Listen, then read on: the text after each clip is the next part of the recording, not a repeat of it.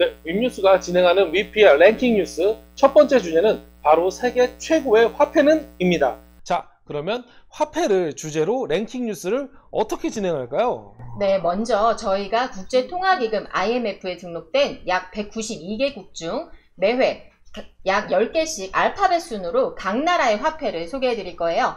그러면 여러분은 그 소개를 들으시고 그 나라의 화폐에 대한 여러분의 생각을 투표를 해주시면 됩니다. 아주 잘 만들었다, 또 잘 만들었다, 보통이다, 못 만들었다, 아주 못 만들었다, 이렇게 5가지의 보기가 주어집니다. 각 보기마다 가지고 있는 배점 그리고 선택받은 비율은 합산해서 국가별 화폐들에 대한 점수가 매겨지는 방식이고요. 모든 투표가 끝나고 나면 최고점을 얻은 국가의 화폐가 선정되는 방식입니다. 우리가 생각하는 것 이상으로 돈, 그리고 화폐 속에 많은 지식재산이 담겨 있습니다. 지폐의 종류뿐만이 아니라 디자인, 그리고 그 안에 담겨 있는 역사와 문화 이야기, 그리고 더 나아가서는 위조 방지 기술까지 이렇게 다양한 지식재산들이 화폐와 함께하고 있습니다. 알파벳 순으로 제일 먼저 시작되는 나라는 바로 아프가니스탄입니다. 아프가니스탄은 서남아시아와 인도 사이에 위치하고 있습니다. 네, 아프가니스탄의 GDP는 194개 국가 중에서 117위로 약 188억 달러라고 하는데요. GDP 개념부터 알려드리자면 GDP는 Gross Domestic Product라는 약자입니다. 국내 총 생산량을 뜻하고요. 네, 쉽게 말씀드려서 1년 동안 그 나라에서 생산된 재화와 서비스의 가치를 시장 가격인 US 달러, 미국 그 달러로 환산한 수치인데요. 쉽게 말하자면 아프가니스탄 내 경제활동의 경제적 가치가 1년에 188억 달러라고 할 수 있는 거죠. 우리나라 GDP가 12위, 즉 한 1조 6,300억 달러 정도인데 이에 비하면 아주 적은 수준이죠. 거의 100배 차이가 납니다. 우리나라 대단하죠. 굉장한 선진국이라는 거 다시 한번 느끼네요. 또 1인당 GDP를 예로 들면 아프가니스탄의 1인당 GDP는 558달러입니다. 우리나라 돈으로 한 66만 원 정도 되는 거죠. 우리나라 1인당 GDP가 한 3만 1,000달러를 좀 넘어서는 수준인데 약 3,700만 원 정도거든요. 그거를 감안하면 우리나라랑의 차이가 50배 이상 난다고 할 수 있습니다. 네, 달러로 비교할 때는 정말 감이 좀 안 왔는데 우리나라 돈으로 비교해보니까 차이가 확실히 느껴지네요. 맞습니다. 이게 우리나라 돈을 셀 때 원이라고 세잖아요. 뭐 100원, 1000원 이런 식으로. 아프가니스탄은 돈을 셀 때 아프가니라고 한다고 합니다. 그럼 이제 아프가니스탄의 아프가니에 대해서 한번 알아볼까요? 네, 아프가니요. 지금 화면에 1아프가니부터 1000아프가니까지 총 9가지 종류가 보입니다. 그러면 제일 높은 단위인 1000아프가니는 얼마 정도 할까요? 약 13달러고요. 우리나라 돈으로 치면 15,000원 정도 됩니다. 종류는 많지만 가장 높은 단위가 15,000원이면 좀 불편할 수도 있겠네요. 네, 맞습니다. 지갑에 지폐를 너무 많이 들고 다녀야 할 수도 있는 그런 건데요. 그렇다면 이제는 아프가니 지폐에 대해서 조금 더 자세히 알아볼까요? 네, 그 전에 아프가니스탄은 종교 문제로 미국과 많은 분쟁이 있었던 나라입니다. 그래서 아프가니스탄이 이슬람 국가라는 건 알고 계실 텐데요. 지폐에도 이런 이슬람 문화에 관한 내용들이 많이 녹아져 있습니다.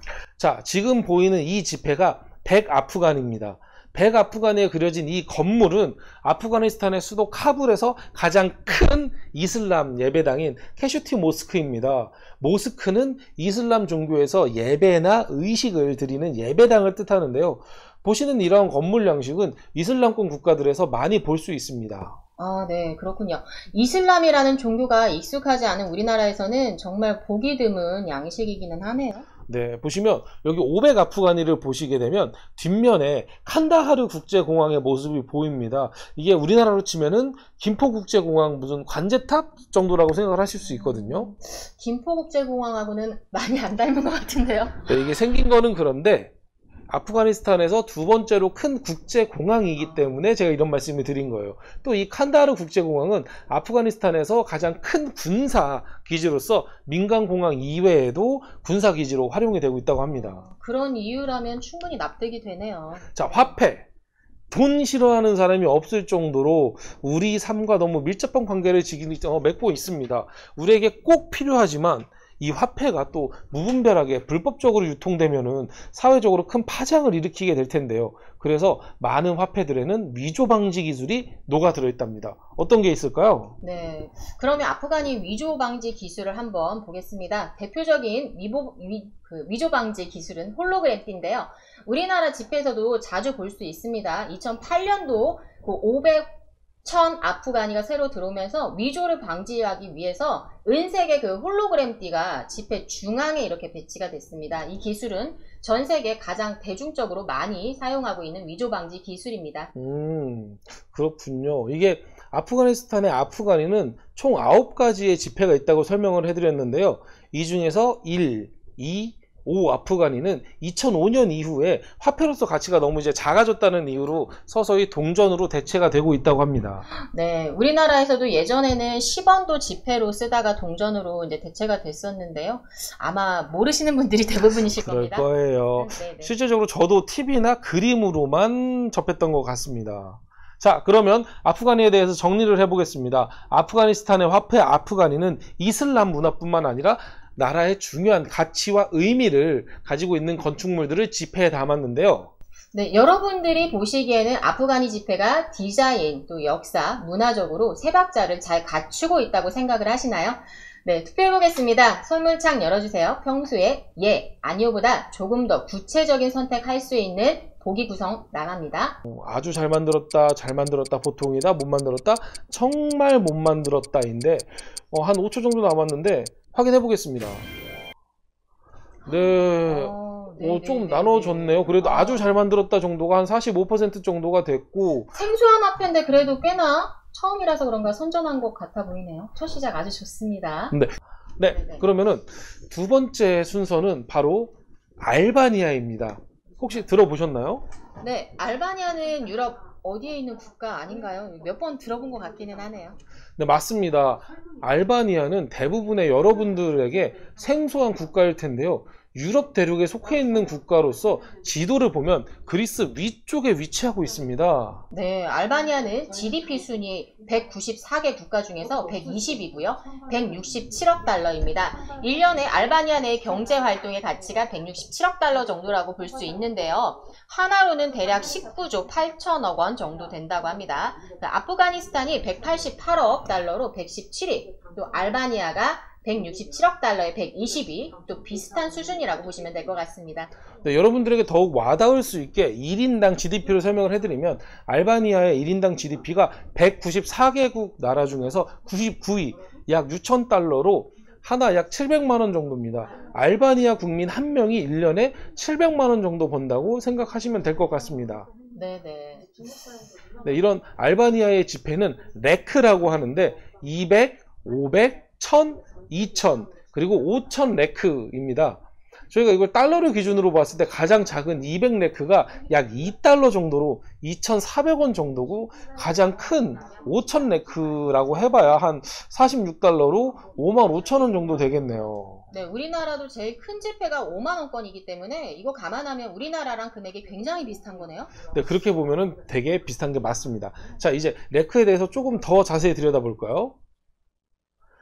네, 500레크 앞면에 이스마일 케말리라는 사람이 그려져 있는데요. 이 사람은 알바니아의 문자를 표준화한 언어학자라고 합니다. 문자를 표준화하셨으면 알바니아의 세종대왕님이신 그렇죠. 거예요? 맞습니다. 또 오스만 제국에서 지배를 받을 당시에 독립운동을 주도하고 독립 후에 임시정부의 초대 대통령까지 역임을 하셨는데, 안타깝게도 오스만 제국에 의해서 암살됐다고 합니다. 이러한 업적으로 케말리는 알바니아 사람들에게 큰 의미를 가진 인물인 것만은 확실한데요. 그래서 지폐에 그려져 있는 거겠죠? 500레크 뒷면에는 케말리가 태어난 고향인 볼로러에 있는 독립기념관이 그려져 있습니다. 자, 이제는 2000레크 한번 봐볼까요? 여기에 있는 이 인물은 켄티우스인데요. 알바니아의 고대 국가인 일리리아의 마지막 왕이라고 해요. 알바니아인들의 시조라고 생각하면 시조라고 생각하시면 되는 인물이고요. 우리나라로 따져보면 단군 할아버지쯤 되는 것 같네요. 네, 뒷면에는 켄티우스 왕이 처음으로 사용했다는 약초, 켄티아나 꽃, 한국에서는 이거 용담이라고 하죠. 이 켄티아나 꽃과 알바니아 고대 문화를 상징하는 부트린트 원형 극장 유적이 2000레크에 그려져 있습니다. 이렇게 2000레크를 살펴보니 알바니아인들의 민족 정체성을 다시 한번 되새기려는 의도를 지폐에 담으려고 했던 것은 아닐까 하고 조심스럽게 추측해 볼 수 있겠네요. 네, 맞습니다. 아까 알바니아가 유럽에 속해 있다고 말씀드렸었죠. 현재 유럽은 제일 평화로운 대륙이라고는 하지만 몇 세기 전까지만 해도 영토 분쟁 때문에 너무 전쟁이 끊이질 않았던 대륙이잖아요. 네네. 이러한 역사적 배경을 알바니아가 5000레크에서도 확인할 수 있는데요. 이 인물은 스칸데르베그르 그 지배를 받았던 오스만 제국에 저항을 했고 여러 나라와 동맹을 맺어서 알바니아 북부 지역을 통일한 민족의 영웅이기도 합니다.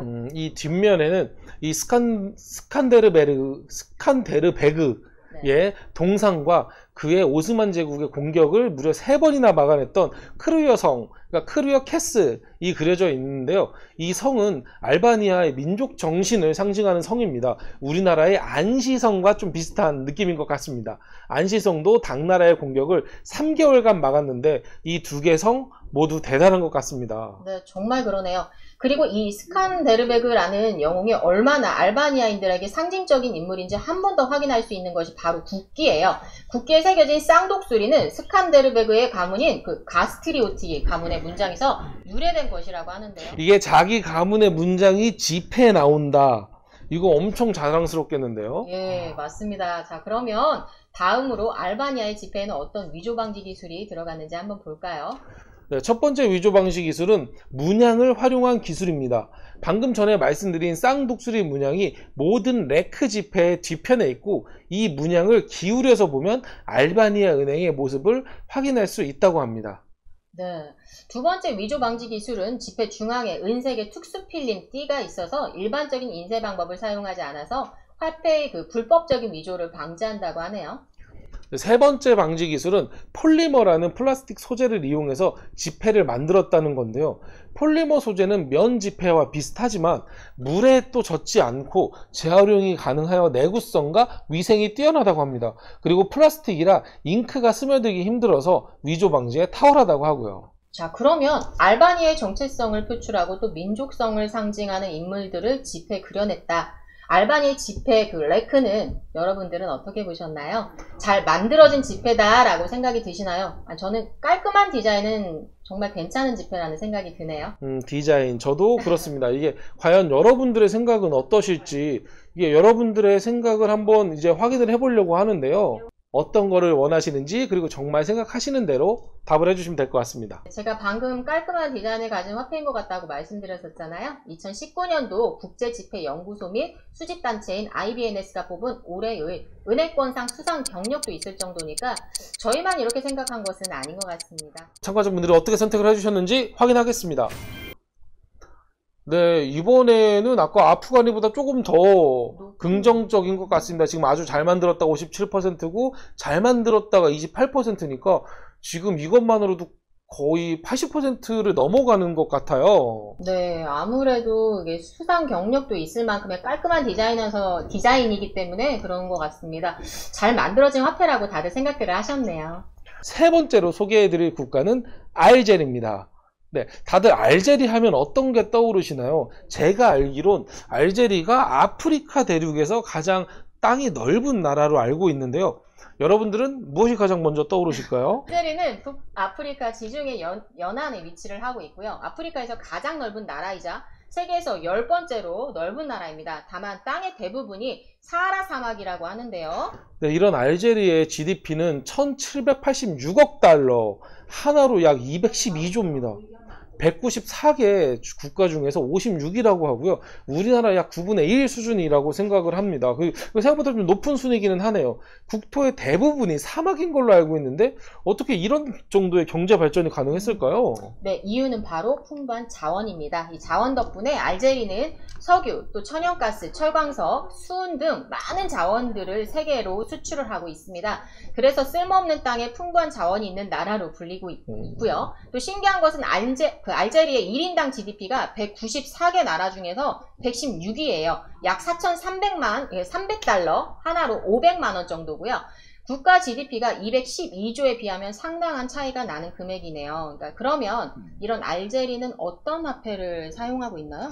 네, 알제리의 화폐는 디나르라고 하는데요.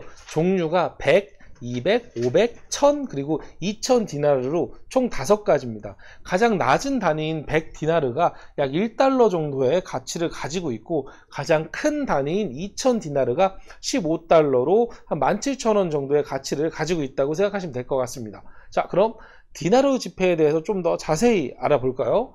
네, 200디나르의 모습입니다. 알제리 역시 이슬람 국가로 이슬람 경전에 코란을 교육하는 코란 학교의 모습이 그려져 있습니다. 뒷면에는 알제리에 있는 데모스크의 모습인데요. 이슬람 국가는 하루 5차례 기도를 위해 모스크를 찾는다고 하는데요.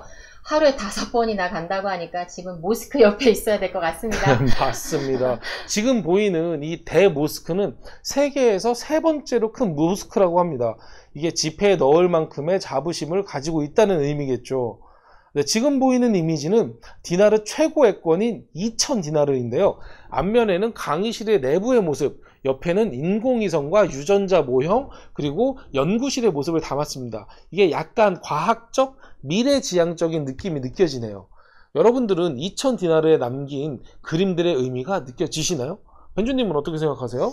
저는 솔직히 지폐에 좀 통일성이 없다는 것 같은 느낌을 받았고요. 알아보니까 이 지폐는 새로 발행된 신권이라고 하네요. 이 신권이 발행되기 전에는 통용되던 국권은 고대 유적이나 현대 문명의 대비를 표현했기 때문에 지폐 디자인적인 높은 평가를 받았었다고 해요. 근데 이 신권은 지금 제가 느낀 것처럼 지폐에 사용된 그림들이 좀 일관성이 없고 좀 산만하다 이런 평가들을 많이 받고 있다고 해서 안타깝습니다.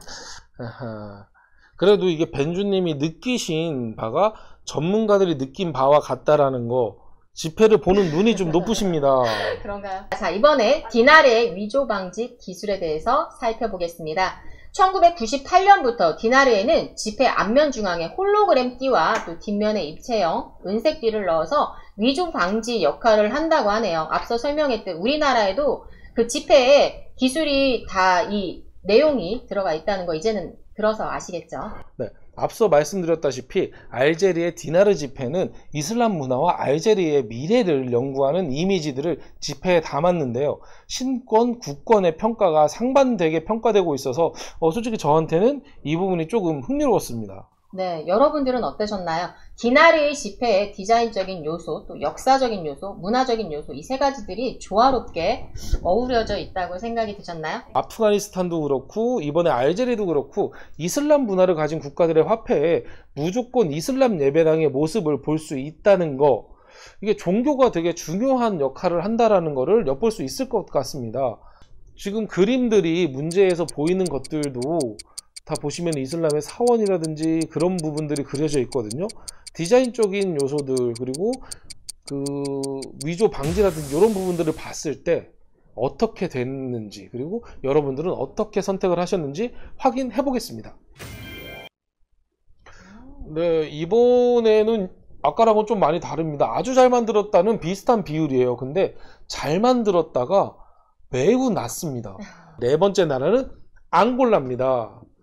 네, 다들 앙골라에 대해서 많이들 아시나요? 저는 솔직히 앙골라를 생각하면은 하고 떠오르는 게 없습니다. 벤줄님은 뭐 앙골라에 대해서 좀 아시는 거 있으세요?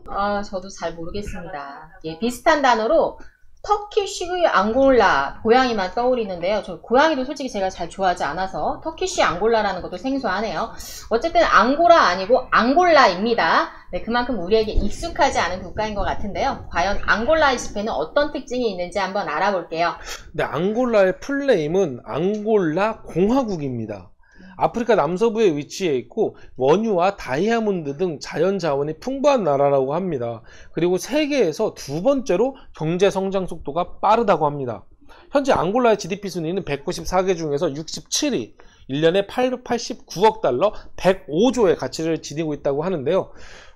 GDP가 생각했던 것보다 높습니다. 역시 아프리카 대륙은 자원이 풍부한 것 같아요. 예, 이런 앙골라의 1인당 GDP는 194개 중에서 132위입니다. 약 3,000달러 정도고요. 하나로는 500만 원 정도 되는 금액이네요. 앙골라의 국민 한 명이 1년에 500만 원 정도 생산해낸다는 얘기겠죠? 이번에도 GDP 순위와 1인당 GDP 순위의 차이가 상당합니다. 여기서 잠깐 여러분께서 왜 국가 GDP와 1인당 GDP 순위에 이렇게 큰 차이가 발생하는 걸까요? 제가 설명해 드리겠습니다. 국가 GDP는 국가 내에서 발생한 경제활동 결과의 총액을 말합니다. 1인당 GDP는 그 총액을 국민의 숫자로 나눈 값을 말하는데 여기에는 경제 능력이 없는 한 살짜리 갓난 아기도 포함이 되겠죠. 즉 1인당 GDP의 수치는 그 나라의 인구 분포 형태 그리고 경제활동의 기반이 되는 산업 구조 등 다양한 변수들에 의해서 결정이 된다고 합니다. 그래서 이렇게 차이가 나는 거였네요. 설명해 주셔서 귀에 쏙쏙 들어왔습니다. 감사합니다. 맞습니다. 예, 이런 앙골라의 화폐는 콴자라고 하는데요. 종류는 50부터 5,000 콴자까지 총 7종류의 지폐를 사용하고 있다고 합니다. 가장 작은 50콴자가 약 100원 정도고요. 가장 큰 5,000 콴자는 약 9달러로 만원 정도 수준이라고 합니다. 지금 보니까요. 이게 모든 콴자에는 모두 같은 인물들이 2명씩 보이는 것 같은데 이 사람들이 누구일까요? 네, 자, 이 2,000 콴자를 보여드리면서 소개해드리겠습니다. 여기 안경 쓴 사람이 이름이 어려워요. 잘 들으세요. 안토니오, 아고스티노, 네토. 이 뒤에 있는 사람이 호세, 에두아르도 도스 산토스입니다. 이름 참 길죠? 예, 이름 제가 외우다가 숨 멎는 줄 알았습니다. 뒤에 있는 이 호세 도스 산토스는요, 앙골라의 해방운동을 주동한 독립운동가였다고 합니다. 독립운동가라고 하니까 화폐에 그려질만 하네요. 충분히. 네네. 이게 독립운동가라고 하면은 나라의 자유를 가져온 영웅이잖아요. 네, 하지만 이 호세 도스 산토스는요, 1979년부터 2017년도까지 무려 38년 동안 앙골라를 통치를 한 아프리카에서 손꼽히는 독재자 대통령입니다. 독재자 대통령. 자신의 권력과 사치만을 위해서 독재를 일삼았고요. 앙골라의 양극화를 극대화시킨 인물이기도 하고요. 또 유명한 그 팝가수 머라이어 캐리의 2시간 공연을 위해서 약 100만 달러, 우리나라 돈으로 10억 6천만 원을 사용해서 국제 인권단체들로부터 거센 비난을 받은 또 대통령들 중에서 한때 한 분이시기도 하고요. 그 일가가 소유한 재산이 국고의 30%를 달했을 정도로 추정된다고 하니까 정말 어마어마하게 나라 돈을 해먹은 거죠. 무슨 이게 권력을 잡으면 안 되는 사람이 권력을 잡아버린 전형적인 모습인 것 같습니다. 네, 맞습니다. 예, 하지만 그 옆에 있는 그 인물은 안토니오는 완전 또 다릅니다. 안토니오는 앙골라의 초대 대통령이고요. 식민지에 저항하면서 국민들의 찬사를 받은 진정한 독립운동가라고 할 수 있습니다. 이게 진짜 독립운동가의 모습입니다. 그런데 한 명은 국민들에게 칭송받고 한 명은 아프리카에서 손꼽히는 독재자, 그 둘이 집회에 함께 있다니 이거 참 아이러니합니다. 네, 맞습니다. 그러면 알제리의 콴자에는 어떤 위조 방지 기술이 들어갔는지 한번 볼까요? 네, 앙골라의 콴자는 이게 지폐마다 앞면에 각각의 특수 문양 마크를 그려서 위조를 방지하고 있습니다. 또 모든 지폐의 이 중앙부에 특수 글자 필름 띠를 그려서 일반 인쇄기로 복제를 할 수 없게 했다고 합니다. 그리고 앙골라의 지폐 뒷면에는 앙골라의 폭포들이 그려져 있는데 폭포를 보고 있자니 진짜 좀 시원해지는 게 놀러 가고 싶긴 합니다. 네네, 저도 그러네요. 코로나 끝나면 꼭 한번 같이 다녀오시죠. 앙골라 멀긴 한데 좋습니다. 네, 지금까지 앙골라의 콴자, 확실히 다른 나라들보다는 조금 더 내용이 인상적이었던 것 같아요. 여러분들은 어떻게 보셨을까요? 잘 만들어진 화폐라고 생각을 하시나요? 한번 확인을 해보겠습니다. 자, 보기 주세요. 그냥 소신껏. 결과 확인하겠습니다. 네, 요번에도 그 세 번째 국가였었던 알제리랑 좀 비슷하네요. 아주 잘 만들었다가 한 42% 정도 되고, 잘 만들었다가 한 16%. 자, 알파벳 순서 5번째입니다. 5번째 국가는 여러분들이 들어보셨을지 모르겠네요. NT가 바보다라는 국가입니다. 혹시 들어보셨나요? 네, 앞서 저희가 소개해드렸던 앙골라는 그래도 몇 번 들어는 봤는데, NT가 바보다. 이거 저는 태어나서 처음 들어봤습니다. 여러분 들어보셨어요? 이게 위피의 랭킹 뉴스를 준비하면서 통해 이게 되게 새로운 지식들을 많이 알게 되는데요. 저뿐만 아니라 여러분들한테도 되게 신선한 그런 정보들이 많이 들어가기를 바라겠습니다. 자, 그러면 NT가 바보다 알아보겠습니다. NT가 바부다는 북아메리카와 남아메리카 사이의 카리브해에 속한 섬나라입니다. 영국 연방의 회원국이고요. NT가 바부다라는 비교적 넓은 섬 2개와 작은 섬들로 이루어진 소규모 열도가 영토라고 합니다. 인구는 약 800만 정도 되고요. 자살률은 10만 명당 0명입니다. 0명. 세계에서 자살률이 가장 낮은 국가예요. 이게 8만 명이라고 하면은 우리나라로 치면 군 정도에 해당하는 행정구역인 것 같은데, 그럼에도 불구하고 우리나라 자살률이 10만 명당 26명인 거에 비해서 이게 0명이라고 하면 저 나라에 사는 사람들은 다 행복하다는 이야기인가요? 그러게요. 자, 현재 NT가 바부다의 GDP는 17억 달러고요. 194개 국가 중에서 172위입니다. 그러니까 1년간 17억 달러 하나로 2조 200억 정도의 가치를 생산하고 있는 국가라고 볼 수 있는데요. NT가 바부다에 비해서 우리나라 GDP는 대략 1000배인 1000배 수준이에요. 굉장히 놀라운 수치예요. 1인당 GDP로 봤을 때 194개국 중에서 48이고요. 약 19,000달러고요. 우리나라 돈으로 2,200만원 정도 되는 수치입니다. 앞서 소개해드린 나라들은 100위권 근처거나 더 떨어진 국가들이 많았는데요. NT가 바부다는 1인당 GDP가 비교적 높은 수치를 보여주는 국가입니다. 맞습니다. 이런 NT가 바부다는 동카리브 달러라는 화폐 단위를 사용하고 있는데요. 종류는 5부터 100 동카리브 달러로 총 5종류의 지폐를 사용한다고 합니다. 가장 작은 5 동카리브 달러가 약 2달러로 2,400원 정도의 가치고, 가장 큰 100 동카리브 달러가 37달러 정도, 한 44,000원 정도라고 합니다. 자, 그러면 동카리브 달러는 생소하시죠? 동카리브 달러는 마치 유럽연합에 포함된 국가들이 유로화로 사용하는 것처럼 동카리브 달러는 동카리브 국가기구 회원국들만 사용하는 화폐입니다. 동카리브 국가기구 회원국에는 NT가 바부다를 포함한 총 10개 국가들이 있습니다.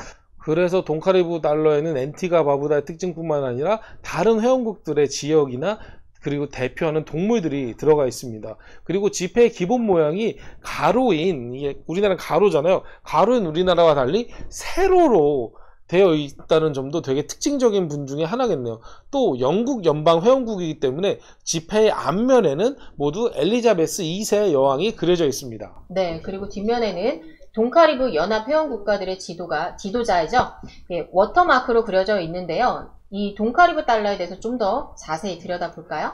네, 10 동카리브 달러에는 회원국 중 하나인 세인트 빈센트 그레나딘의 해군 본부만이 이렇게 딱 그려져 있는데요. 이곳은 과거에 카리브해와 대서양의 중요한 군사적 요충지였다고 합니다. 현재는 배가 드나드는 항으로 사용한다고 하는데요. 그리고 카리브 전투에서 맹활약한 워스파이트 전함의 그림도 들어가 있습니다. 네, 이번엔 50 동카리브 달러의 모습입니다. 동카리브 회원국 중 하나인 세인트 키츠 브림스톤 언덕이 그려져 있습니다. 이 언덕은 과거 17, 18세기 군사 건축물이 매우 잘 보존되어 있어서 역사적으로 의미가 있지만 그 당시 아프리카 사람들의 노동력을 착취해서 만든 건물이라 비극적인 이야기도 가지고 있는 언덕이라고 할 수 있습니다. 네, 그리고 한 인물이 그려져 있는데 이 인물의 이름은 드와이트 벤너, 동카리브 연합중앙은행의 명예 경위주지사라고 합니다. 명예의 경위주지사는 쉽게 말해서 그냥 명예은행장이라고 생각하시면 될 것 같아요.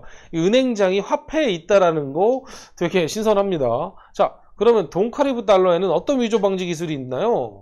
네, 아까 그 알바니의 지폐 레크의 특징에서도 다뤘었는데요. NT가 바부다의 동카리브 달러에도 폴리머로 만든 지폐라고 합니다. 물에 잘 젖지 않고요. 잉크가 잘 스며들지 않아서 위조가 힘들다는 특징이 있다는 점 아까 기억하시죠? 네, 기억하고 있습니다. 그리고 20, 50, 100 동카리브 달러에 홀로그램 호일을 이렇게 사용해서 각도에 따라서 이렇게 이미지의 색이 변한다고 합니다. 네, 유로화라 비슷하게 연합 국가들이 동일한 화폐를 사용한다는 NT가 바부다 동카리브 달러, NT가 바부다 뿐만 아니라 여러 연합국들의 특징들도 지폐에서 확인해 볼 수 있었는데요. 네, 이게 계속 가로로 된 것만 보다가 문제에도 세로로 된 걸 보니까 되게 좀 신선하긴 합니다. 네. 결과 한번 볼까요? 어떻게 선택을 해주셨을까요? 오, 아주 잘 만들었다가 거의 60%에 육박하고요. 잘 만들었다도 22.1%면 지금 80% 정도가 잘 만들었다 쪽에 지금 해주셨어요. 네, 상당히 그러면 잘 만들었다라는 비율이 높았던 건데요. 그러니까 역시 지폐에 여러 나라들의 그 특징들이 들어가 있다는 게 저도 흥미로웠는데 많은 분들이 저와 똑같은 생각에서 네 투표하신 것 같습니다. 예. 축구선수 리오넬 메시의 나라죠. 많이들 알고 계실 것 같은데요. 네, 아프가니스탄 다음으로 익숙한 나라가 드디어 나왔습니다. 아무래도 알파벳 순서로 진행하다 보니까 생소한 국가가 많았는데요. 익숙한 아르헨티나 보니까 이제 반갑습니다. 예, 언어도 잘 되겠습니다. 네, 저 역시 그렇긴 합니다. 다들 잘 알고 계시겠지만 아르헨티나는 남아메리카에 위치한 국가로서 GDP가 이제 우리나라로 한 522조 정도 되고요. 전체 국가에서 29위 정도 됩니다. 3,600만 명 정도의 인구고 우리나라보다 조금 적은 인구수고 전체 GDP는 우리나라의 30% 정도입니다. 네, 맞습니다. 아르헨티나의 1인당 GDP는 약 11,000달러고요. 194개 나라 중에서 68위 기록하고 있습니다. 1년에 아르헨티나의 국민 한 명당 평균 1,300만 원을 생산해낸다고 볼 수 있습니다. 이런 아르헨티나의 페소라는 화폐 단위를 사용하고 있고요. 20부터 1000페소까지 총 6종류의 지폐를 사용하고 있다고 합니다. 여러분들 보자마자 어떤 생각이 드세요? 개인적으로 저는 지폐가 형형색색 너무 아름답다라는 생각이 듭니다. 가장 낮은 그 금액인 20페소는요. 약 0.28달러고요. 우리나라 돈으로는 330원 정도고요. 고액권은 1000페소예요. 약 14달러 정도 된다고 합니다. 네, 여러분 이렇게 지폐를 보시면 앞면에는 대부분 동물들이 그려져 있잖아요. 낙타, 고래, 제규어 이런 동물들 말고도 다양한 동물들이 그려져 있는데 이 동물들이 모두 아르헨티나 안에서 사는 야생 동물들이라고 합니다. 네, 우리나라에서는 찾아보기 힘든 동물들이기 때문에 보면 볼수록 뭔가 굉장히 매력적인 것 같아요. 네, 그리고 그 뒷면에 있는 그림이 해당 동물들의 서식지가 그려져 있다고 하는 걸로 보는데 그러면은 아르헨티나는 이게 야생 동물들을 적극적으로 보호하는 좀 바람직한 모습을 보여주고 있는 것 같아요. 네네. 또 여러분들이 이거를 보셨을지 모르겠는데 페소의 앞면에 이렇게 알파벳이 각각 다르게 쓰여져 있습니다. 이게 무슨 뜻일까요? 네, 이 알파벳들은 로마 숫자예요. 로마 숫자고요. 그 지폐의 가치를 같이 나타내고 있는데요. 가장 낮은 금액권인 20페소에는 XX가 쓰여 있고요. 또 최고액권인 1000페소에는 M자가 쓰여 있습니다. 예, 몇 가지 지폐를 살펴보면은 이 50페소에는 독수리 같이 생긴 새가 그려져 있고요. 이 새는 안데스 산에서만 서식하고 있고 안데스 콘도르라는 새입니다.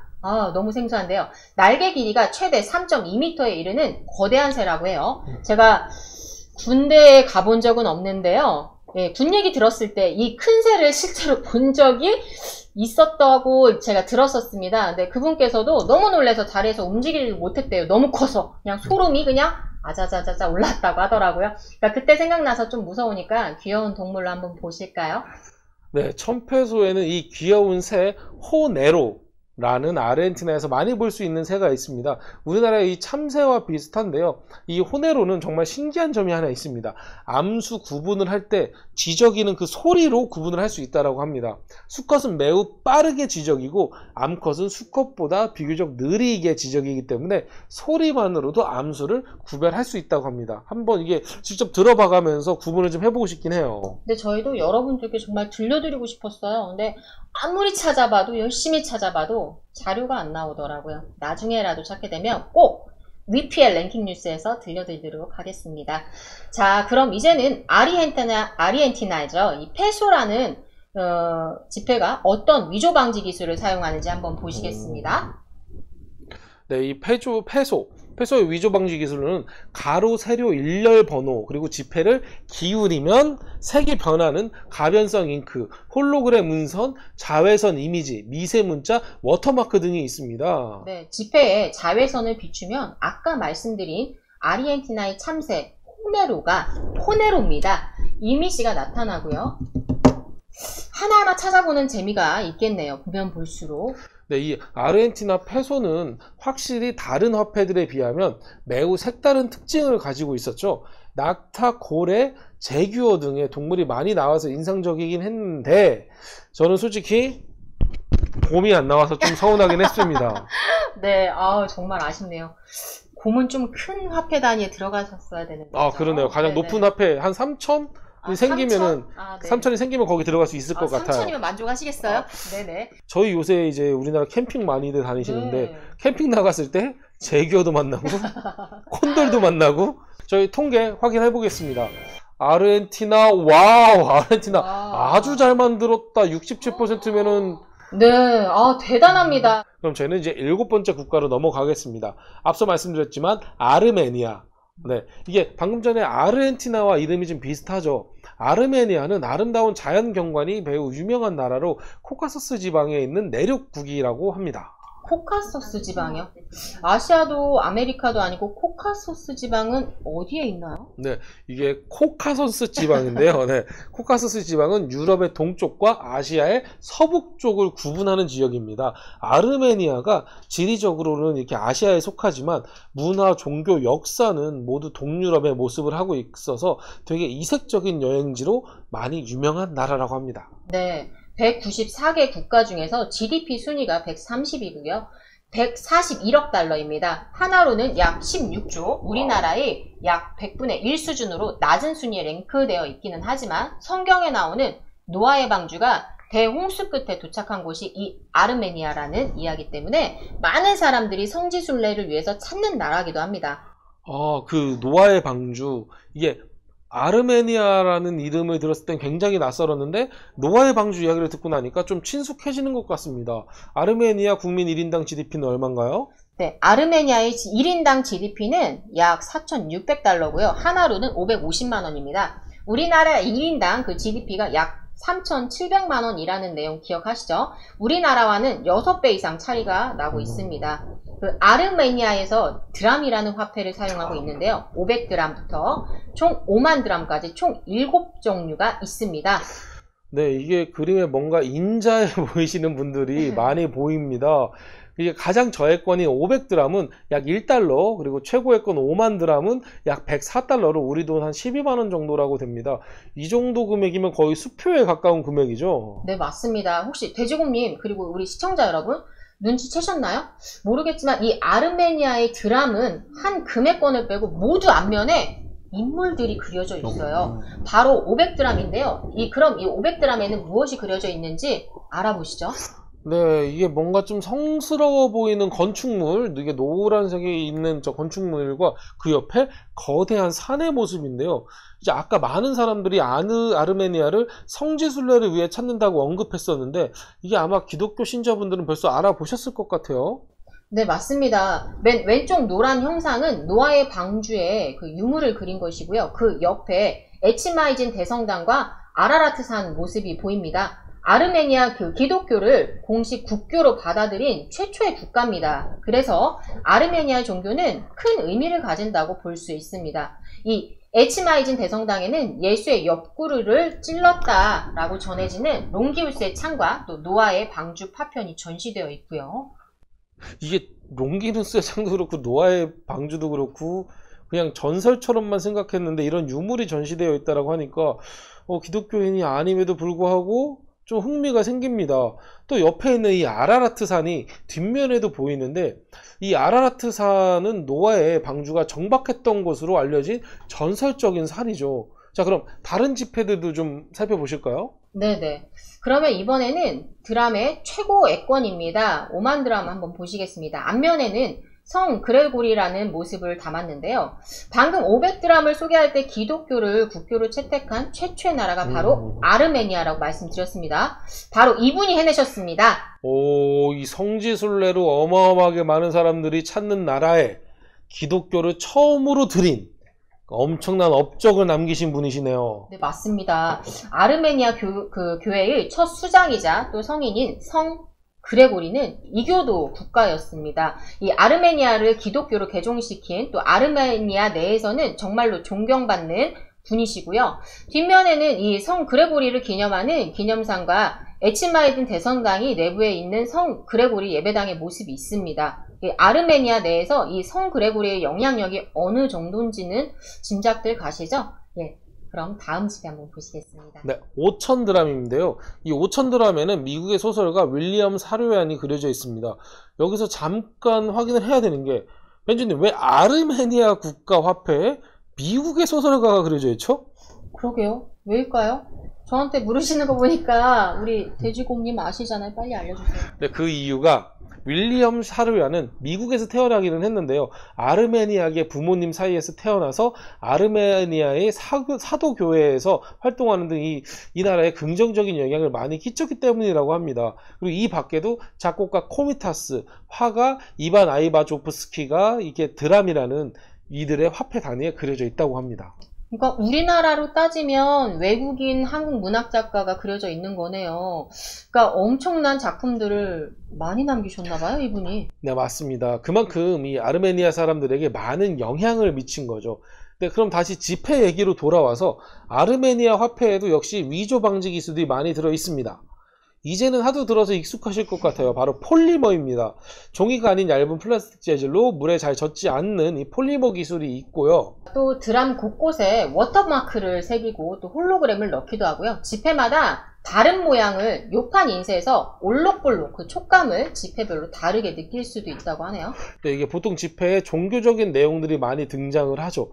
근데 특별히 그리고 좀 유난히 이번 아르메니아 지폐에는 종교적인 부분들이 많이 등장을 했던 것 같습니다. 노아의 방주, 그리고 기독교를 공식 국교로 처음 받아들인 나라이니만큼 기독교이신 분들에게는 더욱더 기억에 남는 화폐가 되지 않을까 싶습니다. 자, 그러면 이번에 드람 화폐를 어떻게들 생각하시는지 확인해 보겠습니다. 이쁘다, 잘 만들었다 그러면은 1번, 그리고 너무 못 만들었어, 너무 안 이뻐, 그리고 나는 기독교가 아니기 때문에 이 지폐가 싫어 하시는 분들은 5번 눌러주시면 될 것 같습니다. 이번에 그 아르메니아의 드람이 2020 올해의 지폐로 또 선정이 됐었다고 해요. 아무래도 그 차분한 컬러가 한몫하지 않았나 싶습니다. 네, 그럴 것 같긴 합니다. 이 색감 자체가 조금 말씀하신 대로 차분한 느낌이었는데요. 그러면 어떻게 선택들 하셨는지 확인해 볼게요. 높은데요. 네, 이번에도 네, 아주 잘 만들었다 55%에 잘 만들었다가 23%고요. 네. 정말 못 만들었다가 0.9%니까 제가 봤을 때 지금까지 했었던 것 중에서 가장 낮은. 네네. 아무래도 네, 거의 막 그랬던 것 80% 같아요. 정도가 잘 만들었다라는 거에 이제 몰려 있는데요. 아무래도 2020 화폐답게 네, 많은 분들이 잘 만들었다 화폐에 투표를 해주셨습니다. 네. 자, 이제 또 너무너무 익숙한 나라가 나왔네요. 8번째 순서는 바로 호주입니다. 아, 제가 아는 나라입니다. 호주. 너무 반갑습니다. 네네. 호주는 영국 연방에 속하는 국가고요. 전 세계에서 유일하게 대륙을 통째로 차지하는 나라입니다. 또한 세계에서 6번째로 면적이 넓은 나라랍니다. 하지만 그 면적에 비해서 인구는 2,500명, 2,500명 정도, 10,000명 정도로 그 면적 대비 적은 인구가 살고 있고요. 호주는 우리나라와도 이게 거래가 활발한 국가이기도 하죠. 이게 전체 세계 중에서 GDP가 14위고 1조 3,700억 달러 정도라고 합니다. 이게 우리나라 GDP가 1조 좀 넘어가고 1조 6천억 정도 되니까 우리나라가 조금 더 많은 경제 가치를 생각하고 있다고, 생산하고 있다고 평가할 수 있겠습니다. 호주의 1인당 GDP는 어떻게 될까요? 네, 호주의 1인당 GDP는 약 57,000달러예요. 우리나라 돈으로는 6,700만 원 정도라고 하네요. 그러니까 소개해드린 나라 중에선 가장 높은 GDP 수준을 갖고 있는 나라이기도 하고요. 그러니까 우리나라 같은 경우는 1인당 GDP가 3,700만 원이거든요. 그러면 3,700만 원보다도 굉장히 높은 수준이라는 거예요. 네. 그렇죠. 그리고 오늘 이 지폐인데요. 호주는 우리가 잘 알고 있는 나라다 보니까 어떤 화폐를 사용하고 있는지 알고 계신 분들도 적지 않을 것 같습니다. 호주는 호주 달러를 사용합니다.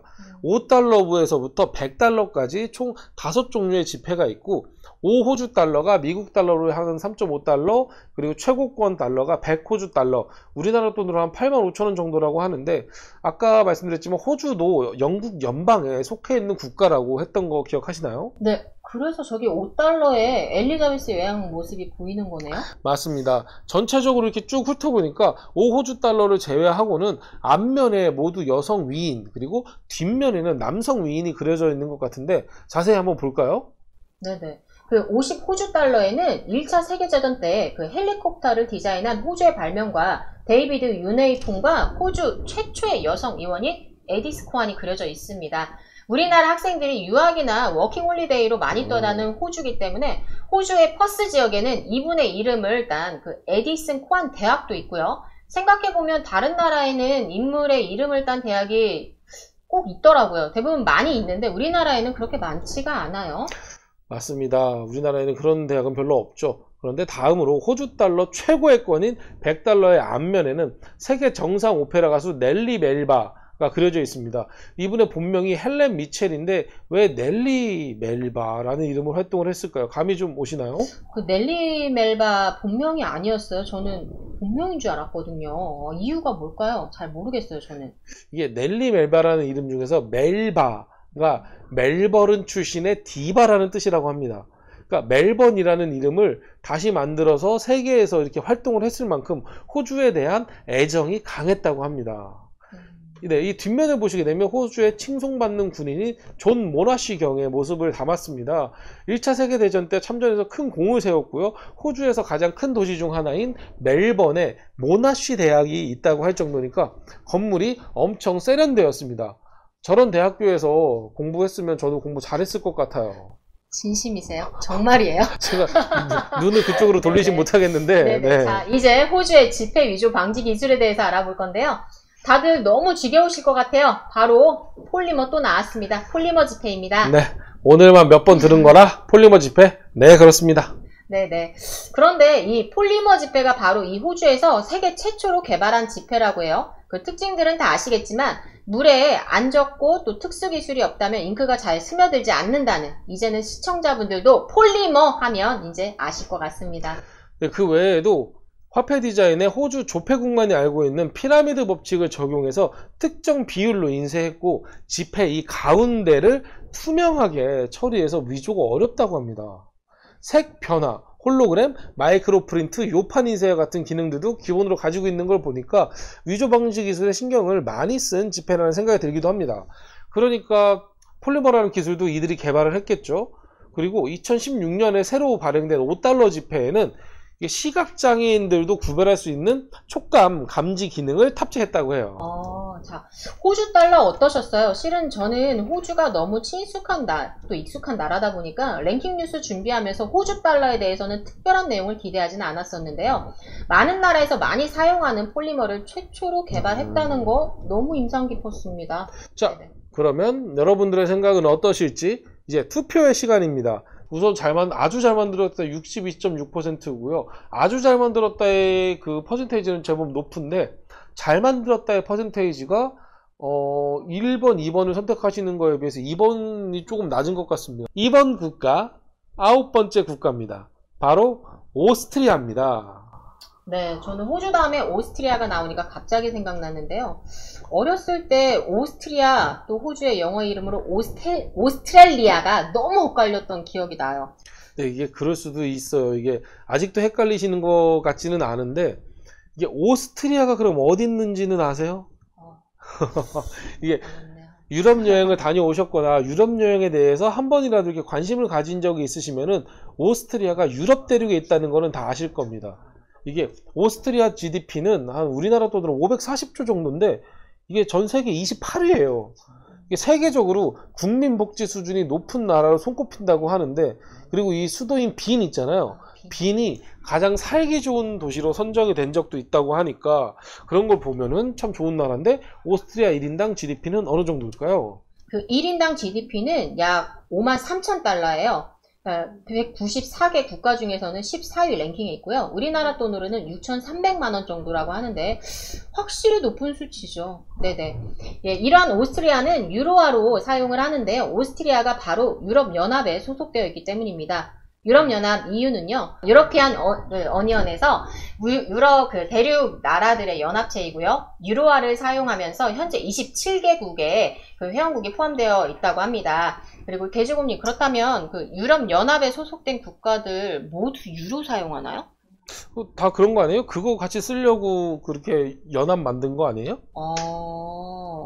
그런가요? 그러니까 아니랍니다. 근데 EU에 가입했다고 해서 모두 유로화를 사용하는 거는 아니래요. 그러니까 제가 알아봤더니 대부분의 EU 국가들이 유로화를 사용하는 건 맞는데요. 그 스웨덴이나 루마니아, 폴란드, 또 헝가리, 덴마크, 체코, 또 불가리아 이 7개 국가는 유로화를 사용하지 않고요. 자국 화폐를 사용하고 있다고 합니다. 또 그 유로화는요. 20년 정도마다 지폐의 디자인을 바꿔주고 있대요. 그러니까 그렇다면 지금 사용하고 있는 유로의 모습 한번 보실까요? 네, 유로는 5유로부터 500유로까지 총 7종류의 지폐로 이루어져 있습니다. 지폐 디자인이 굉장히 현대적이고 깔끔합니다. 맞네요. 이게 개인적으로 그 아르헨티나 페소가 되게 예쁘다고 생각을 했었는데 유로도 상당히 이쁩니다. 네네. 새 지폐로 받으면 정말 기분 좋을 것 같은 모습인데요. 그 5유로는 약 5.8달러로 우리나라 돈으로는 7,000원 정도고요. 최고액권 500유로는 587달러고요. 우리나라 돈으로는 70만원 정도라고 해요. 그리고 유로는 건축 양식을 주제로 디자인됐는데요. 보통 국가의 인물이나 명소 아까 많이 들어가 있었는데요. 제 개인적인 의견으로는 연합 내에서 통용되는 화폐다 보니까 국가들에 대한 공통적으로 해당되는 요소들을 디자인해야 되지 않을까. 그래서 채택된 모습 같아 보입니다. 간단하게 한번 살펴보겠습니다. 네, 먼저 5유로를 보시면 이게 단순하고 남성적인 건축이 주를 이뤘던 고전 양식을 표현했다고 합니다. 앞면에는 고대 그리스 로마의 양식을 본떠서 균형과 이렇게 좀 안정 그리고 위엄을 중시하는 고전 양식으로 지어진 창문과 문, 그리고 그 뒷면에는 고전 양식으로 지어진 그 다리와 유럽 지도가 그려져 있습니다. 이게 고전 건축 양식을 대표하는 건축물로는 파르테논 신전이 있죠. 아마 이 만화 그리스 로마 신화에서 저런 건물들 많이 봤던 것 같아요. 네네. 다음으로는 20유로예요. 앞면에는 그 교회 건축의 절정으로 건축회와 또 조각을 종합한 종합예술작품이라고 불리는 고대 건축 양식이 지어진 창문하고 문들이 들어가 있습니다. 개인적으로 유럽에 건축하면 고딕 양식으로 지어진 건물들이 많이 떠오르는데요. 20유로에 그려져 있네요. 또 여러분들은 유럽에 다녀오신 적 있으세요? 혹시 다녀오신 분들 있으실까요? 전 못 갔어요. 네, 저도 안 가봤습니다. 아니, 못 가봤습니다. 저는 유럽에 건축하면 딱 떠오르는 게 바로 이 밀라노 성당인데요. 정말 압도적인 저 모습이 제 사진으로만 봐도 너무 대단하네요. 밀라노 성당 저거 너무 뾰족뾰족하니 정말 무섭게 생긴 거 아니에요? 네네. 다음으로 네. 50유로. 네, 50유로인데 50유로 앞면에는 이 15에서 16세기에 유행한 르네상스 양식으로 지어진 건축물들이 보이는데요. 이 르네상스 건축 양식이 신을 중심으로 하던 중세 건축과 달리 인간을 중심으로 한 최초의 건축 문화라고 합니다. 그래서 건물의 규모가 많이 작아지긴 했는데 그래서 이 공공건물, 궁궐, 주택 등 다양한 분야에 적용되었다고 합니다.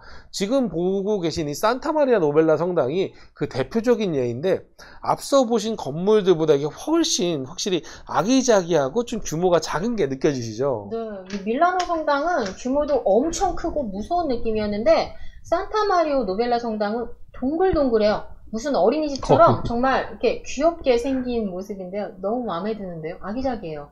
네, 그렇다면 다행입니다. 자, 다음으로는 500유로인데요.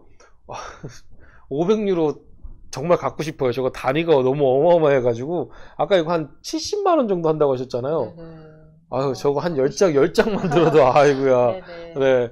이게 500유로에는 철근 콘크리트처럼 이렇게 다양한 건축 재료를 이용해서 20세기 현대 건축 문화로 지어진 창문과 문 그리고 다리가 그려져 있습니다. 참고로 이 500유로가 2019년 이후로는 더 이상 발행되지 않는다고 합니다. 이 이유가 왜일까요? 근데 가장 고액권 아닌가요? 왜 더 이상 발행을 안 하는 거예요? 이게 사과랑 관련이 좀 있는데요. 아시다시피 이게 가장 고액권인 500유로가 단위와 액수가 너무 크다 보니까 검은 돈으로 사용되는 경우가 많다고 합니다. 이게 이 검은 돈이라는 게 제가 말씀을 드려서 이게 느낌이 오시겠지만 불법적으로 유통되는 돈들을 말합니다. 제가 사과랑 관련이 있다고 말씀드렸죠? 우리나라 기준으로 그 사과 박스에 500유로를 차곡차곡 넣으면 그 검은 돈들의 액수가 그냥 어마어마해가지고 이제는 더 이상 발행되지 않는다고 합니다. 네, 저도 처음에 소개받았을 때 확실히 단위가 크다 생각은 했는데요. 그 안 좋은 쪽으로 사용되어서 이제는 발행이 안 된다고 하니까 너무 씁쓸합니다. 뭐 어쨌든 유로화를 알게 되면서 이렇게 다시 보니까 그 유럽의 건축 문화가 참 다양하다는 거 다시 한번 확인할 수 있었습니다. 여러분이 제일 좋아하는 유럽의 건축 양식은 과연 어느 앞에 그려져 있나요? 네, 이것보다 먼저 그 위조 방지 기술부터 알아봐야죠. 네, 화폐가 불법적으로 유통되지 않게 하기 위해서 위조 방지 기술이 제일 중요하죠. 우선 유로화 지폐를 이렇게 만져보시면 양쪽에 이 반복되는 선과 액면가, 그리고 메인 건축물 이미지를 요 판으로 인쇄를 해서 이제 좀 오돌토돌한 촉감을 느끼실 수 있다고 합니다. 또 지폐를 이렇게 빛에 비춰보시면 초상화와 액면가가 워터마크로 보이고 가운데 이 보완선이 검은색으로 나타난다고 합니다. 네, 그 또 다른 지폐들에도 빠지지 않았던 홀로그램, 또 지폐를 기울이면 오른쪽 그 세로의 홀로그램의 초상화, 또 건축물 이미지, 액면가가 보이고요. 왼쪽 하단에 그 액면가가 초록색에서 파란색으로 이렇게 바뀐다고 해요. 또 표면에 매우 작은 글씨들을 인쇄를 해놔서 복제가 어렵고요. 자외선을 비추면 지폐에 삽입된 특수 섬유가 발광을 한다고 합니다. 한 걸음 더 나아가서 일반 자외선이 아니라 그 특수 자외선을 비추면 또 다른 영역이 발광을 하고 있고요. 그 적외선을 비추면 액면가와 그 건축물 이미지, 또 오른쪽에 무늬가 보인다고 하네요. 정말 많은 기술들이 집약되어 있는 지폐네요. 이게 그냥 자외선 발광 기술은 다른 국가들에서도 많이 이용하는 기술인데, 유로는 특수자외선, 그러니까 이게 UVC라고 하거든요. 그거에 반응하는 기술도 사용한다고 합니다. 특수자외선을 사용한 위조 기술은 굉장히 신식 기술이라서 확실히 다른 나라들에서 함께 사용하는 화폐여서 그런가 이게 좀 더 높은 수준의 기술들이 많이 사용이 되고 있는 것 같은 생각이 들어요. 네, 다양한 국가에서 통용돼야 하는 화폐이다 보니까 유럽 전체의 문화 양식을 담아낸 유로, 또 다른 나라에서 자주 보이던 홀로그램 기술뿐만이 아니라 특수 자외선까지 활용한 고차원적인 위조 방지 기술까지, 여러분은 어떻게 보셨나요? 저는 유로화가 익숙하기는 했지만 이렇게까지 자세히 들여다본 적은 없어서 너무 매우 아주 흥미로운 시간이었습니다.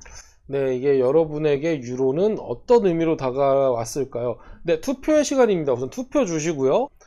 네, 87% 가까이가 아주 잘 만들었다가 잘 만들었다를 해주셨고요. 정말 못 만들었다가 2.8% 정도니까 매우 낮은 수치인 것 같긴 합니다. 네. 상당히 그 긍정적인 결과가 나왔는데요. 이번 나라는 어딜까요? 오늘 소개해드릴 마지막입니다. 드디어 마지막 국가, 알파벳 순서 10번째, 바로 아제르바이잔입니다.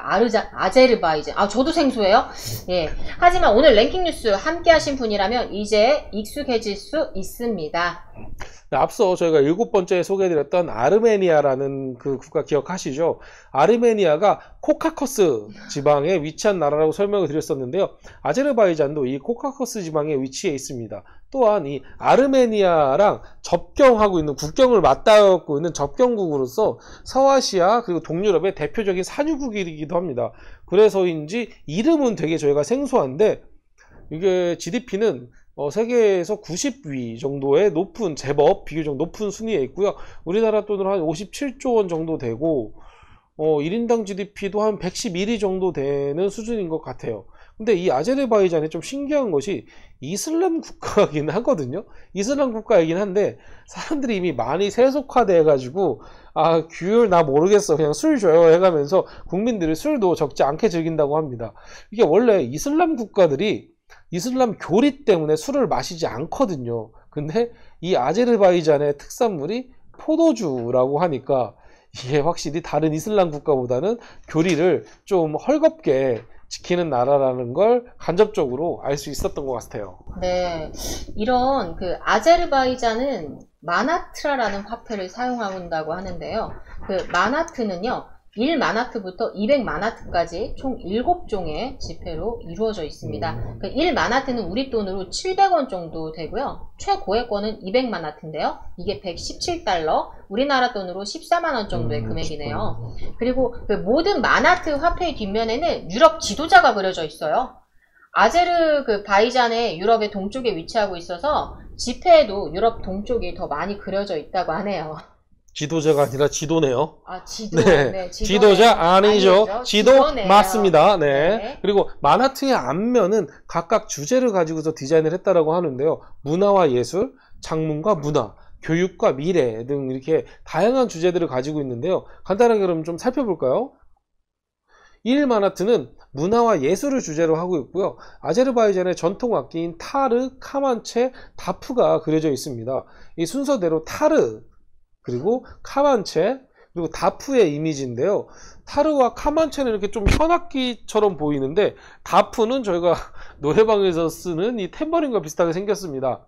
타르와 카만체는 제가 소리를 내기는 좀 어려울 것 같고 다프는 주시면은 이 열과성을 다해서 두드려가면서 재밌게 놀 수 있을 것 같아요. 돼지곰님 안 봐도 저희가 또 그냥 막 좀 흔들죠 또. 네네. 그 장구나 가야금, 거문고 같은 우리나라 전통 악기들도 집회 들어가면 괜찮을 것 같다는 생각 갑자기 불현. 그러네요. 네. 네. 이번에는 신마나트입니다. 역사를 주제로 하고요. 아제르바이잔이죠. 자꾸 아제르바이잔 하면 우리나라 그 맥주집 그 간판이 생각나는데요. 아제르바이잔의 수도인 고대 바쿠에 있던 시르반샤 궁전입니다. 그 천여의 탑을 성벽에 묘사해 놓은 그림이라고 하는데요. 이 시르반샤 궁전은 유네스코 세계문화유산에 등록된 아제르바이잔의 궁전이라고 합니다. 그 궁전이 아니라 무슨 요새같이 생겼어요. 그 실물을 그림으로 아주 잘 표현한 것 같습니다. 근데 뭔가 이게 좀 둥글둥글한 건물들이 많은 시르바샹 궁전의 모습을 그림으로 표현 잘한 것 같긴 해요. 네, 다음으로 이 사진 옆에는 그 천여의 탑인데요. 규모가 꽤나 큰데 아무도 이 탑의 정확한 용도를 모른다고 해요. 그렇다면 이 탑의 이름이 왜 과연 천여의 탑일까요? 거기에는 아주 슬픈 이야기가 담겨져 있지요. 건립 당시 군주가 망측하게도 어머나 어떡하면 좋으니 건립 당시에 군주가 망측하게도 자기의 딸과 사랑에 빠져서 딸에게 구혼을 했다고 합니다. 아니요. 잠깐 돼지곰님 제가 지금 잘못 들은 거 아니잖아요. 네, 그렇죠? 아버지가 딸한테 과연 구혼을요? 구혼을 할 수가 있어요. 우리나라 이 정서상 전 정말 충격적인데요. 네, 이해할 수는 없지만 맞습니다. 이게 아버지의 요구를 거절하기 힘들었던 딸이 땅을 모두 이렇게 내려다볼 수 있는 높은 탑을 세우면 내가 그 결혼에 응하겠다라고 했는데 이게 어떻게 보면은 그 완곡한 거절이었겠죠. 근데 우리 이 아버지가 탑을 세울 때마다 진심으로 더 높이 지어달라고 계속 하는 거예요. 그래서 이런 일이 반복되다 보니까 더 이상 이 딸이 거절할 수 없는 높이가 돼버린 거고, 그러니까 딸이 그 꼭대기에서 몸을 던졌다고 합니다. 그래서 아직도 이 탑에는 그 딸을 추모하는 꽃을 가져다 놓는 사람들이 많다고 하는데 참 흥미롭긴 하지만 참 슬픈 이야기이기도 합니다. 저는 흥미보다는 충격에 가깝네요. 그게 우리나라 정서하고는 너무 많이 다르고, 아니 우리 한국의 그렇죠. 정서를 떠나서 아빠가 딸한테 네. 되게 그 일반적인 사람들의 그 상식과는 한 500만 광년 정도 떨어져 있는 안드로메다급이기는 하죠. 네. 자, 그러면은 저희가 한번 다음으로 이제 200 마나트 최고의 권입니다. 이제 200 마나트는 갑자기 훅 넘어와서 현대 건축을 주제로 합니다. 네, 뭐 앞면에 보이는 건물은 헤이다르 알리예브 센터라고 하는데요. 되게 좀 간지나게 생겼죠. 되게 이렇게 매력적으로 생긴 고급스럽고 멋진 건물입니다. 국제적으로 아주 우수한 현대 건축물로도 인정을 받고 있다고 하는데요. 실적으로 이 센터가 아제르바이잔의 수도 바쿠에 있고 내부에 전시관, 박물관 등의 그 다양한 시설들이 있는 아제르바이잔의 대표 복합 센터라고 합니다. 그러니까 아제르바이잔의 코엑스 같은 급이겠네요. 맞습니다. 네, 이런 마나트에도 당연히 위조 방지 기술이 들어있는데 요판 인쇄대에서 촉감을 좀 느낄 수 있고 빛을 비추면 왼쪽에 액면가가 이렇게 워터마크로 나타난다고 합니다. 보는 각도에 따라서 액면가의 색이 변하고 아주 작은 크기로 아제르바이잔이라는 글자가 쓰여 있어서 돋보기를 사용하지 않으면 보기 힘들 정도의 글씨를 새겨놨다라고도 합니다. 그리고 또 보이는 우측 하단에 그 홀로그램이 보는 각도에 따라서 100이라는 숫자나 마나트, 그러니까 MANAT로 바뀐다고 합니다. 그리고 이 뒷면에는 마나트라고 쓰여 있는 보안선이 있다고 하는데요. 이게 자외선 아래에서만 보인다고 합니다. 근데 저만 이렇게 생각하고 느끼는 건가요? 그러니까 지금 와서 생각해 보니까 많은 국가들의 그 위조 방지 기술이 비슷비슷 좀 한 것 같아요. 네, 그런 것 같아요. 저희가 계속 얘기했었던 폴리머부터 해서 요철 인쇄라든지 요판 인쇄라든지 다양한 것들이 있긴 한데요. 그렇기 때문에 위조 방지 기술보다 이렇게 디자인이나 이런 부분들이 조금 더 그 나라의 특색을 갖는 그런 부분들이 되지 않는가라고 생각을 합니다. 네. 이번에는 저희가 화폐마다 각각의 주제가 있고 그리고 슬픈 처녀의 탑 이야기와 함께 슬픈 이야기까지도 담겨져 있던 아제르바이잔의 마나트, 좀 기억에 남는 국가가 될 것 같긴 하네요. 네, 여러분들은 어떠셨나요? 저는 화폐보다도 아까 그 아빠와 딸이 좀 기억이 충격적인데요. 그 화폐마다 각각 다른 주제들로 이루어진 이 마나트, 잘 만든 화폐일까요? 아니면 나는 별로였을까요? 그러니까 한 번 더 저희가 오지선다로 갑니다. 한번 여러분들의 생각 표현해 주세요. 네, 높은 확률로 1번, 2번을 선택을 해주셨어요. 아주 잘 만들었다 50.8%, 잘 만들었다 23.8%. 네. 지금 한 77.6% 정도 되네요. 자, 그 아프가니스탄의 아프가니부터 아제르바이잔의 마나트까지 네, 일부 마지막까지 긴 여정을 함께 달려와 주신 여러분들 정말 수고 많으셨습니다. 드디어 10개국 모든 투표가 끝났습니다. 지금까지 저는 MC 벤주. 네, 저는 MC 돼지곰이었습니다. 다음 주에 뵙겠습니다. 안녕. 안녕.